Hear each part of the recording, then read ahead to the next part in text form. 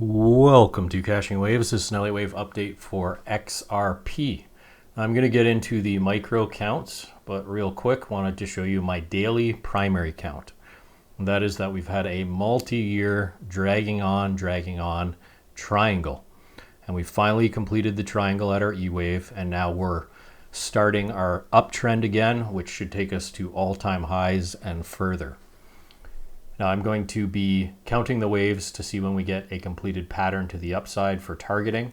If you want those videos, make sure to subscribe and I will update this on the regular. Now to keep this E-wave protected, we have to stay above 38.23 to make sure this trend is intact. Now invalidation of the triangle is lower at 28.72, but it looks like our E-wave is in. It's reacting exactly as expected if it is. So let's go down to the smaller time frame and talk about the wave off the E-wave low.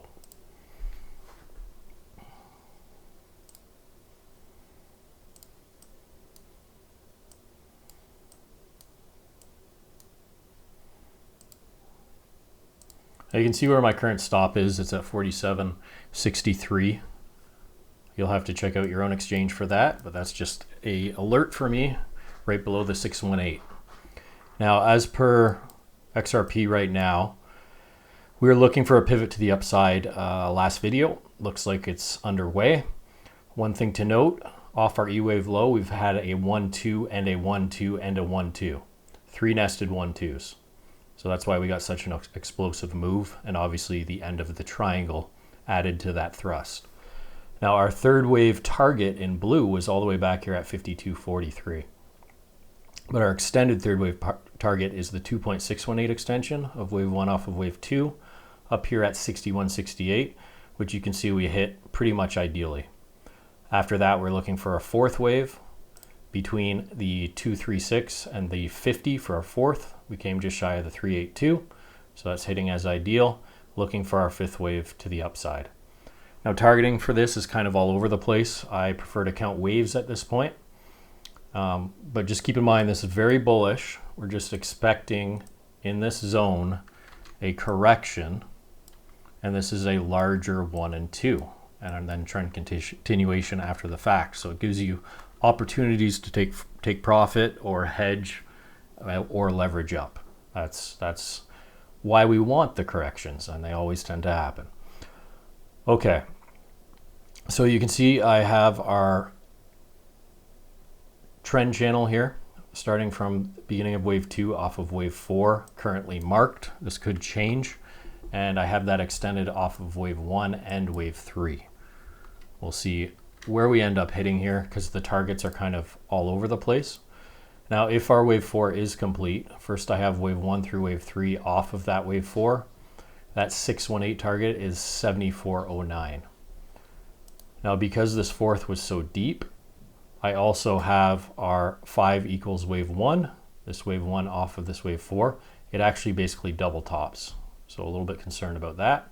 And then our 1.618 of wave 1 is up there at 70.23. So we're going to have to see kind of where the waves are at here, and do we have a completed count.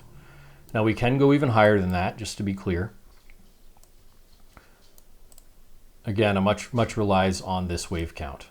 So because we got a sharp wave 2, there's the possibility this fourth wave is actually not complete yet, and it comes over here. You can see we have a 5-wave move right here.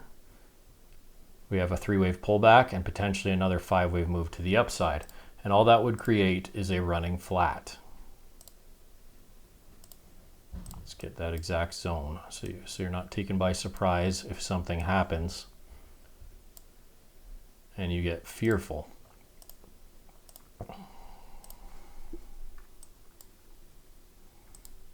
So that's our B and X zone for a flat at the 1.236, the 1.382 extension, if this ends up becoming an A, B, C as a running flat. Put that in red.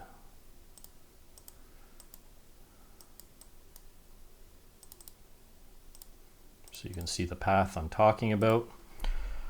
So what we would expect here, we might not make it all the way up there. But if this is our A wave, Could be up here, could be up here. Hard to tell, a lot of chop there. Just want to put up all our targets. I usually look for the 1-to-1, then the 1.382, 236, then the 1.618. So if this becomes a three-wave move as an ABC or a WXY, after that we would target the 618 to the 1-to-1 extension of this A wave, depending where it comes, right? You're gonna have to pull your pivot. Usually we end up in this zone. Ooh, what's going on here? Sorry. There we go. Usually we end up in this zone and we're looking for between the 618 and the 1-to-1 extension of the A wave off the B. So depending where this B wave is, that's when you pull your pivot, the A wave off the B. That's your zone you're kind of looking for. And if we want to keep this channel in check, obviously we want to stay within that. We can come out just for a little bit, but we'd like to pop back in. So keep an eye for that C wave at the 618 once this B wave is complete. And then we'd look for our 5 waves up to actually complete our wave 5. And at that point, these targets would actually change because we're right now projecting that the 4th wave is over here. If it's over here, we need to adjust those. We can come much higher. But I will make sure to update that if you want to subscribe. Now, what else could be going on here? We could be in the middle of our 5th wave, and this is a 1-2, working on a 1-2, 3, 4, 5, 4, 5. We can go up straight like that. Or we could be even making a extended out triangle, where we get a ABC, ABC, ABC, ABC, ABC, something like this, perhaps a barrier triangle, and then we make our 5th wave up. But it's important to note, within 4th waves, we tend to look for flats and triangles. You can see there's not enough price action here. The 4th wave can technically be complete down here, and we'll have to see if we get 5 waves up. This is all price action from here on out. And if we get rejected from here, I'd be looking for the flat and then our 5th wave. So basically expecting sideways consolidation. I do not want us to come back below this 4th wave. That would be quite bearish actually, because all that completes is a 3-wave move right now, right? Which is more corrective. Now, very, very unlikely just because of how far this wave came, but just want to be aware that that's the area I want to hold right here. You can see we're right in the area of the 4th of 1 lesser degree, pretty much ideal. But looking for either the 4th wave in or some sort of running flat or a triangle before that 5th wave.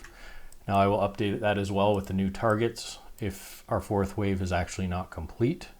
But as per now, it looks pretty good. It's done exactly as we've expected from last video. Good for you if you held through this. It looked pretty bad in the moment. But as for now, it looks good again. All right, guys, so that's it for XRP. Thanks for watching. I'll see you on the next one.